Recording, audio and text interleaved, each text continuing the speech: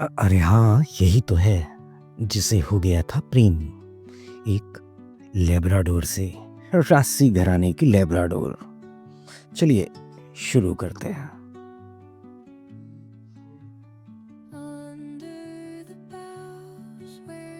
एक कुत्ता था।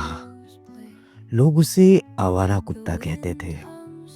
उसके जैसे ही और भी आवारा कुत्ते थे, और उनमें से भी किसी का कोई नाम नहीं था। कुछ अच्छी किस्मत वाले नस्ली कुत्ते भी होते हैं, और कभी-कभी तो शानदार अंग्रेजी नाम वाले। इन्हें जीवन और पेट के संघर्ष नहीं करने पड़ते, इसलिए ये सुकुमार से हो जाते हैं। लेकिन इन आवारा कुत्तों की किस्मत इतनी अच्छी नहीं होती। जब उनकी माँ उन्हें जन्मती है, तो वह संख्या में 8 से 10 तक हो सकते हैं। एक तो माँ को ही खाने का कोई ठौर ठिकाना नहीं, और उस पर भी इन 8-10 नन्ही जानों का एक्स्ट्रा बर्डन। उसके हिस्से आने वाले पत्थरों और डंडों की संख्या बढ़ जाती है, पर फिर भी वह कुछ टुकड़े अंततः बीन हिलाती है। अक्सर गली मोहल्ले के लोग भी यह सोचकर कुछ नहीं देते कि अगर सारे ही जी गए तो टोले में आतंक बढ़ जाएगा। पर माँ अपने जीते जी उन्हें मरने को तो नहीं छोड़ सकती ना। लेकिन भगवान की बनाई दुनिया में सभी भाव बराबर पाए जाते हैं। प्रेम भी, नफरत भी, पाप भी, पुण्य भी, जीवन भी और मृत्यु भी। लेकिन इन पिल्लों के भरोसे मृत्यु ही ज्यादा लिखी होती है। सच ही उनकी जान की कोई कीमत नहीं होती। हर 10 में से औसतन 2 बच्चे ही जवानी तक पहुंच पाते हैं, और बाकी 8 के हिस्से किसी भारी गाड़ी का टायर, पक्की नालियां, हाल तोड़ ठंड या झुलसा देने वाली गर्मी आती है, और इसके बाद यह सरवाइव ही नहीं कर पाते। मैंने अपने ही मन इसका नाम एक दिन कैंप पुकार दिया। इस नाम के पीछे की वजह उसका सफेद और लाल रंग का होना था। पैरों के पंजे काली कीचड़ में सने हुए थे, और वह चोरी छिपे मेरे पीछे मेरे झूले को सूंघता चल रहा था। उसे उम्मीद थी कि शायद उसे भी कुछ हिस्सा मिल सकता है, भले ही अंत में फेंके जाना वाला ही। लेकिन वह हर समय चौकन्ना भी था। सड़क पर घूमते अपने ही सहोदरों से अचानक ही कुछ क्षेत्रीय दबंगों की नजर उस पर पड़ भी गई, और मामला तो यूक्रेन रशिया का वार हो गया। मैंने भी न जाने क्या सोचकर उसे अपनी छत्र छाया में ले लिया, और उसे भी इस सरपरस्ती का एहसास हो गया। घर तक पीछे पीछे आया और बस मोहल्ले का ही होकर रह गया।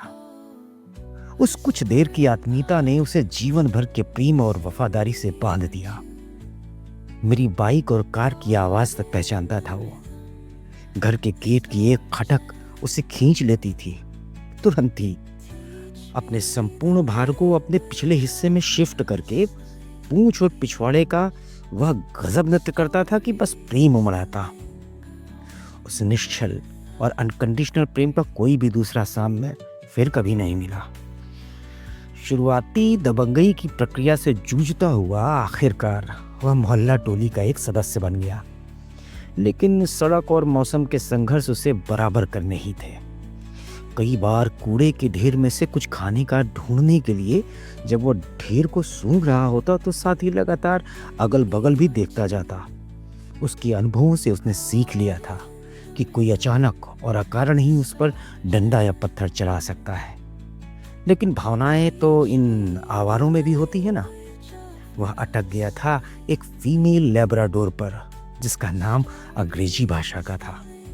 अपने परिवार की दुलारी उस लेब्रा ने कभी सड़कों को नापा ही नहीं था। संघर्ष का तो सा भी उसे नहीं पता था। वह भी गेट के अंदर से ही उछल कूद मचाती थी। जब कैम कहीं आसपास होता, एक डोर से जुड़ गई थी उन दोनों के बीच। पर एक दिन सोते हुए कैम का पैर किसी भारी वाहन ने कुचल दिया। वह घंटों पड़ा तड़पता रहा। लोगों ने उसे रोटियां दी और पानी के बर्तन भी पास रख दिए, पर उसे तो दोहरे दर्द थे, पैर का भी और दिल का भी। किसी भले मानुष ने उसकी मरहम पट्टी करवाई, पर वह अपाहिज हो चुका था। अब सड़क पर के संघर्ष उसके लिए और कठिन थे, और लेब्रा की रेस में तो वह पिछड़ ही गया था। उसने भी परिस्थितियों से समझौता किया और एक पान की गुमटी के नीचे अपना ठिकाना बना लिया। यह इसका तीसरा अस्थायी ठिकाना था। इसके बाद भी जब भी कभी मैं आसपास से गुजरता तो जैसे वह हवाओं को सूंघ लेता।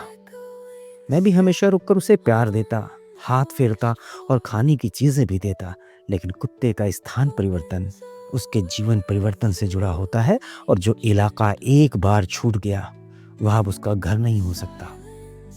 ऐसे ढेर सारे भावनाओं से भरे कैंप बस यूं ही खत्म हो जाते हैं। कभी परिस्थितियों से हार कर और कभी खुद के समझौते कर लेते हैं कि वह तो आवारा कुत्ते ही हैं, संघर्ष के लिए ही पैदा हुए और कुत्ते की मौत ही मरना होगा।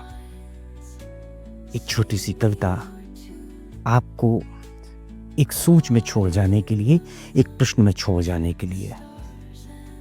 चंद रोटी के टुकड़े देकर कोई भी खरीद सकता है वह प्रेम, जिसे पाना लगभग है असंभव इस आर्थिक युग में। फर्ज करो कि तुम में भी है दिल, और अब याद करो कि अंतिम बार कब तुमने अपने किसी बच्चे की ही तरह कब उसे दी थी प्यार से रोटी, बिना फेंके हुए या बिना कहते हुए आह आह तू तू तू। सोचिएगा जरूर। मैं सुधांशु श्रीवास्तव, मिलते हैं अगले ऐसे ही किसी वीडियो में और हमारी हिंदी राजव्यवस्था की श्रृंखला जारी रहेगी।